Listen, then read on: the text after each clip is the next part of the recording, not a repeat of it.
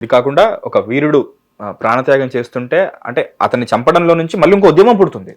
అలాంటిగా ఉండాలి, విరోచితంగా ఉండాలి అనే పద్ధతి నాకు బాగా నమ్మకం ఉంది. నేను అది రాసుకెళ్ళాను. వెంటనే ముగ్గురు అద్భుతంగా ఉందని రాజమౌళి గారు, అద్భుతంగా ఉందన్న. ఒక్క పాయింట్ కూడా తీసేయలేను, ఒక్క అక్షరం కూడా మార్చాల. నేను అదే స్టైల్లో రాశాను, అదే రిథంలో రాశాను. కొమురం భీముడో కొమురం భీముడు అనే పద్ధతి రాశాను. దాన్ని అద్భుతమైనటువంటి స్థాయి మార్చి చేసి కిరవణ్ గారు మహానుభావుడు ఇప్పుడు మీరు వింటున్న పాటగా చేశాడు.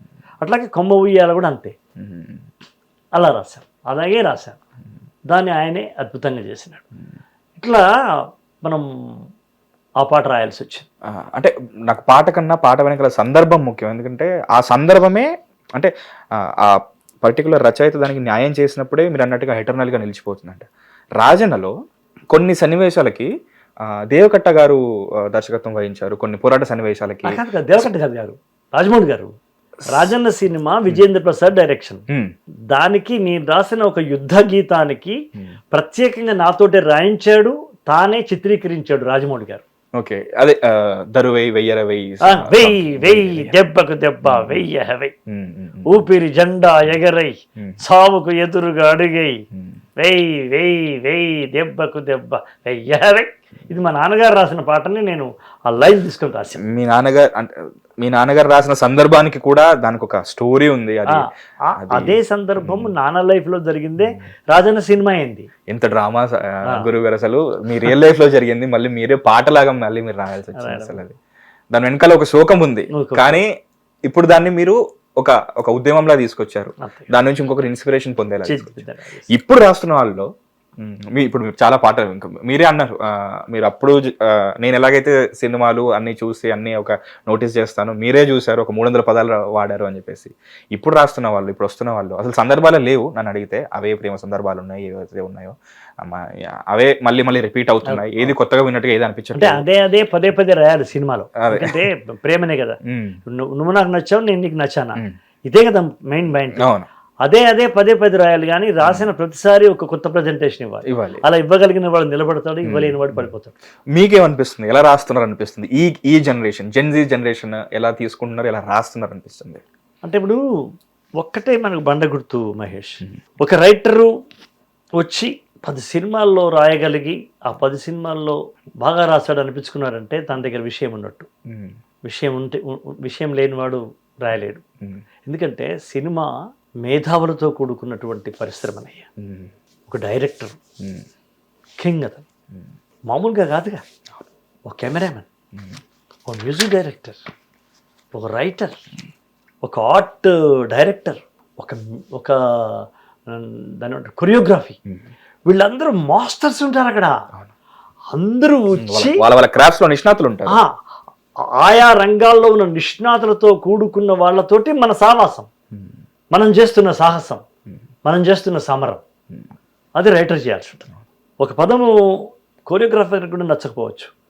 ఇక్కడ మేము యాక్టింగ్ చేయించాలంటే డ్యాన్స్ చేయించడానికి అని ఏమని అనొచ్చు. మీకు తెలుసో లేదో, ఒక ఫైటర్ నన్ను, ఒక ఫైట్ మాస్టర్ నా పాటను వద్దన్నాడు. ఫైట్ మాస్టర్ ఆయన పేరు నేను చెప్పను. ఒక ఫైట్ మాస్టర్ వద్దన్నాడు, ఈ పాట వద్దు అన్నాడు. నేను ఆశ్చర్యపోయాను. ఎందుకంటే అక్కడ ఏమైందంటే శ్రీహరి గారు ఆయన కూడా మనం ఒప్పించాలి అశోక్జీ అన్నాడు. అంటే ఈ కాంట్ హెల్ప్ అన్నట్టే కదా.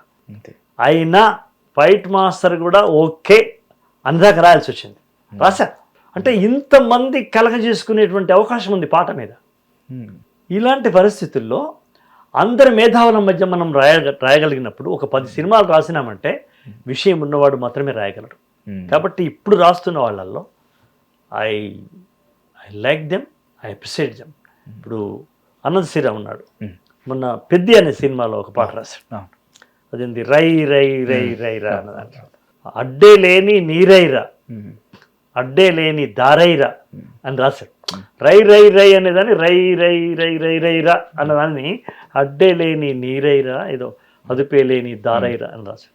అది చాలా కష్టమైన విషయం, చాలా బాగా రాశాడు. ఇప్పుడు మండే గుండె లేకుంటే కాళ్ళు చేతులు ఎందుకురా అంటాడు. బ్యూటిఫుల్ కదా. కనుక నేనేమంటానంటే ఇప్పుడు రాస్తున్న కవులల్లో నందకిషోర్ మొన్నొచ్చాడు కదయ్యా, మా అన్నయ్య మొన్నొచ్చాడు. నందకిషోర్ ఇవాళ నాతో పాటు గద్దరవాడు తీసుకోవాలి ఫస్ట్ పాటకి మళ్ళీ లైఫ్ లో రాసిన ఫస్ట్ పాట అవుతుంది. అంటే how the people are like this. ఒక అద్భుతమైనటువంటి ఒక ప్రతిభతో మండిపోతున్న ఒక సూర్యుడు లాగా అనిపిస్తాడు నాకు ఇట్లాంటి పిల్లల్ని చూస్తే. నేను అందుకోసం నేను ఆ పాట వినగానే ఫోన్ చేశాను, నెంబర్ కనుక్కుని, నాన్న నువ్వు చాలా బాగా రాసినావు కొడుకు అనే పాట రాసి. తర్వాత మళ్ళీ మొన్న అవార్డు ప్రకటించగానే మళ్ళీ నేను ఫోన్ చేశాను తనకి, మళ్ళీ ఫోన్ చేసి చెప్పాను నాకు ఇది ఒక అలవాటు ఉంది, అది తప్ప ఒప్పో తెలియదు కానీ ఎవరైనా సరే, అది సీతారామ శాస్త్రి గారైనా సరే నందకిషోర్ అయినా సరే, నాకు నచ్చితే నేను ఫోన్ చేస్తాను, చాలా బాగా రాసావయ్యా, చాలా బాగా రాసావు అంటాను నేను. అట్లా అనకపోతే నాలో ఉన్న కవి నన్ను క్షమించడు.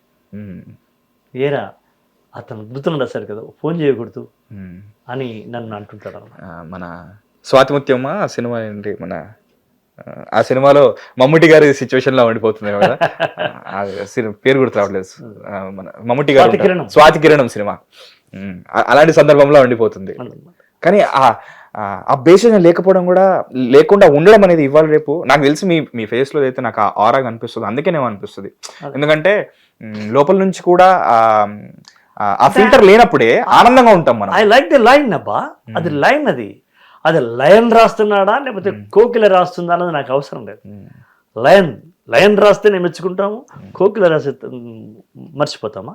నో, నాకు ఆ లైన్ నచ్చితే నేను ఫోన్ చేస్తాను. మీ కెరీర్ బిగినింగ్ లో మీకు అలాంటి ప్రోత్సాహకంగా అనిపించిన అలాంటి కామెంట్స్ కానీ లేకపోతే ఫోన్ కాల్స్ కానీ ఉత్తరం కానీ, అంటే ఇప్పుడు అప్పట్లో ఉత్తరాలే కదా మెసేజ్లు వచ్చేసి, అప్పట్లో మీకు కెరీర్ బిగినింగ్ లో నాకు నారాయణ రెడ్డి గారు నన్ను కలిసినప్పుడు, ఆయన ఫోన్ చేయడం కాదు కానీ కలిసినప్పుడు, నువ్వు చాలా బాగా రాస్తావు, ఎందుకంటే ఫస్ట్ మేము ఇద్దరం వస్తే రామలంలో కలుసుకున్నాం కదా, అప్పుడు ఆయన చెప్పినాడు అనమాట, చాలా బాగా రాస్తున్నావు అన్నాడు.